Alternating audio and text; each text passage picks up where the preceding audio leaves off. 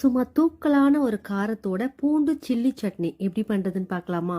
First அதுக்கு நம்ம Kashmiri chilli அதை வந்து ஒரு 10 மிளகா எடுத்து ஹாட் வாட்டரில் நல்லா ஊற வச்சுக்கலாம். ஒரு 10 நிமிஷம் ஊறினதுக்கப்புறமா அதை நல்லா எடுத்து பேஸ்ட் மாதிரி அரைச்சி எடுத்துக்கலாம். ஒரு கைப்பிடி அளவு உரிச்ச பூண்டு, ஒரு கைப்பிடி அளவு வெங்காயம், ஒரு கைப்பிடி அளவு கொத்தமல்லியோட தண்டு, இது எல்லாத்தையும் ஒன்றா போட்டு பேஸ்ட் மாதிரி அரைச்சி எடுத்துக்கலாம். அதுக்கப்புறம் ஒரு பேனில் கொஞ்சமாக எண்ணெய் போட்டு 1 ஸ்பூன் சீரகம், கொஞ்சம் கருவேப்பிலை தாளிப்புக்கு போட்டுட்டு அரைச்ச பேஸ்ட்டை போட்டுட்டு கையோட அந்த காஷ்மீரி சில்லி பேஸ்ட்டையும் போட்டு அதோட தண்ணியும் சேர்த்து கலந்து கொஞ்சமாக உப்பு போட்டு நல்லா கலந்து விட்டு மூடி போட்டு ஒரு 5 மினிட்ஸ் நல்லா கொதிக்க விடலாம்.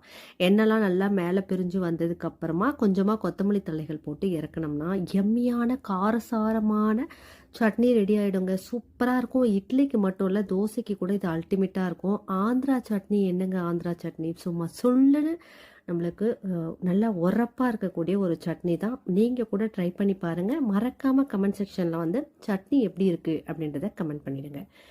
பாய்ங்க.